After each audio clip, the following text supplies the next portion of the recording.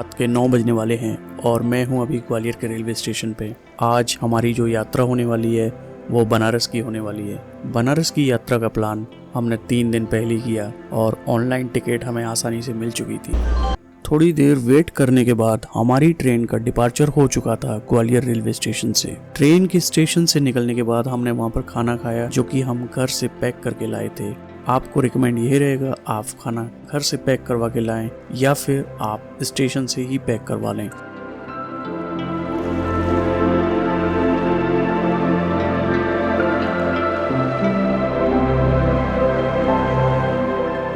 Day 2 में जब मैं मॉर्निंग में जागता हूँ तो मुझे बाहर का नज़ारा कुछ ठीक दिखाई देता है, तो मैंने अपना कैमरा उठाया और बाहर के नज़ारे कैप्चर करने लगा और आने वाले स्टेशन का मैं इंतज़ार करने लगा।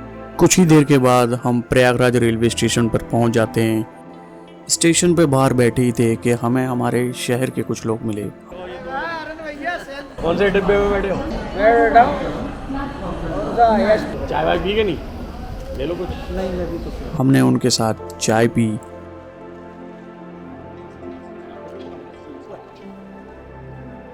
काफ़ी सारे लोग रेल की पटरियों पर इसको फेंक देते हैं जो कि काफ़ी गलत है।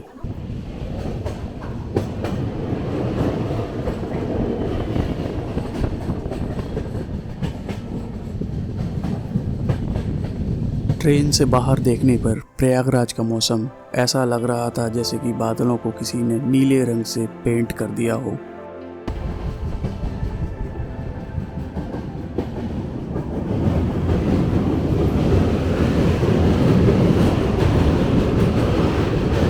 यहाँ से ट्रेन पास हो रही है, ट्रेन को हॉल्ट पे लगाया गया है।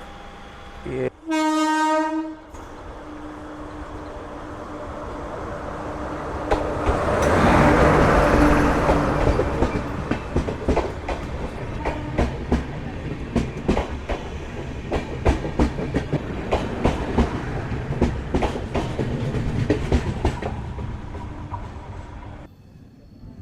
देर के बाद हमारी ट्रेन का बनारस में अराइवल हो जाता है।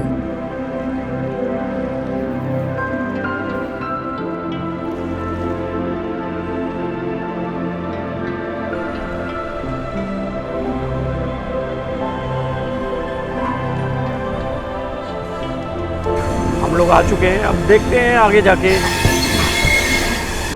बनारस के स्टेशन पे उतरने के बाद हमने देखा यहाँ पे एक बोतल रिसाइकलिंग के लिए काफ़ी अच्छी व्यवस्था की गई थी। अगर आप कोई भी बोतल रिसाइकिल करते हैं तो आपको उसके बदले में रिवॉर्ड दिया जाता है। ये काफ़ी अच्छा इनिशिएटिव है गवर्नमेंट की तरफ से।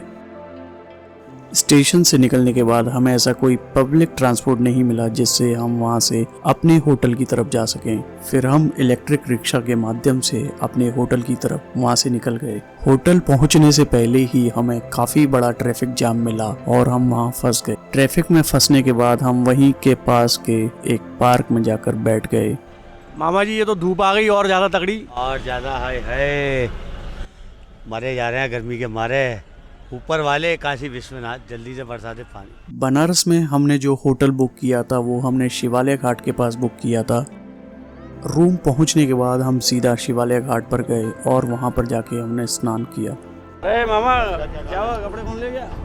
अगर आप कभी बनारस आते हैं तो आपको काशी विश्वनाथ मंदिर के पास के रूम काफ़ी महंगे पड़ेंगे। अगर आप वहां से दूर शिवालय घाट या किसी और घाट पर अगर आप रूम लेते हैं तो आपको काफ़ी प्राइस में कमी मिलेगी।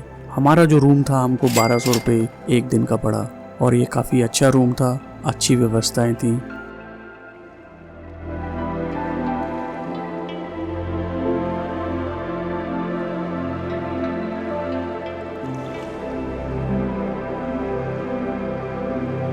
वहाँ से स्नान करने के बाद सीधा पहुँच गए हम केदार घाट।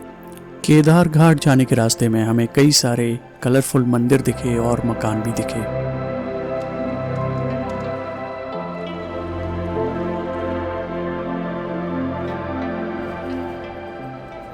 केदार घाट स्ट्रेट राइट।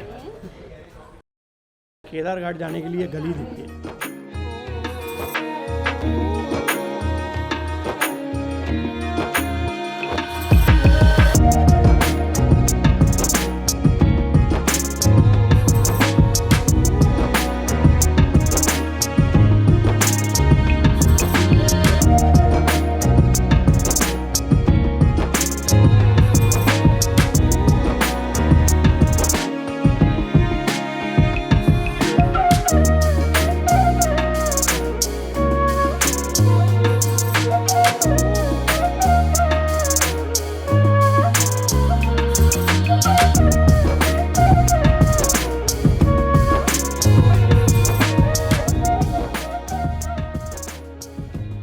केदार घाट पे जाने के बाद नाव की बुकिंग हमें पर पर्सन 200 रुपए की पड़ी।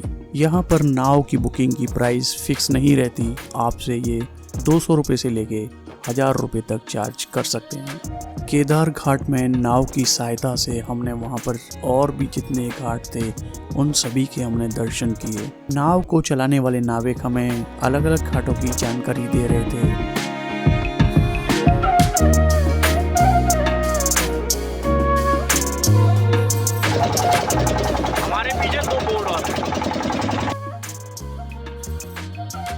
सभी घाटों के दर्शन कराने के बाद आखिर में दशाश्वमेध घाट के ऊपर पहुंच जाते हैं। दशाश्वमेध घाट पर आ गए हैं, यहाँ पर करेंगे अब आरती।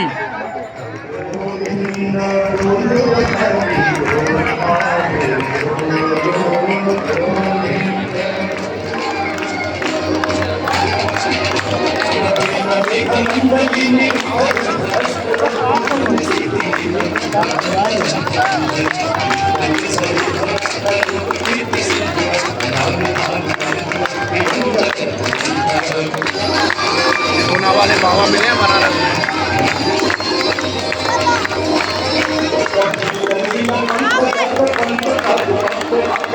दशाश्वमेध घाट यहाँ की आरती के लिए काफी प्रसिद्ध है। दशाश्वमेध घाट पर आरती करने के बाद हम अपने होटल शिवालय घाट के लिए इलेक्ट्रिक रिक्शा से गए, जिसका किराया प्रति पर्सन 10 रुपये था। काशी विश्वनाथ कॉरिडोर, ये यहाँ का मार्केट है। कितनी भीड़ है देखो, आरती होने के बाद कितनी भीड़ है यहाँ पे।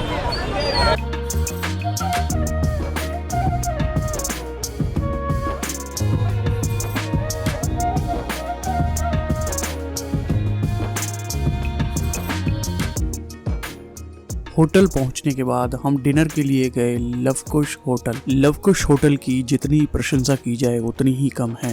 यहाँ का खाना टेस्टी था। हमने यहाँ पर कढ़ाई पनीर, दाल तड़का और तंदूरी रोटी ऑर्डर की, जिसको उन्होंने देसी घी के साथ सर्व किया। हम दोनों लोगों का बिल यहाँ पर 295 रुपीज़ आया। वहाँ से हमने फिर शिवालय घाट के लिए रिक्शा किया, जिसका किराया भी हमें 10 रुपये पड़ा।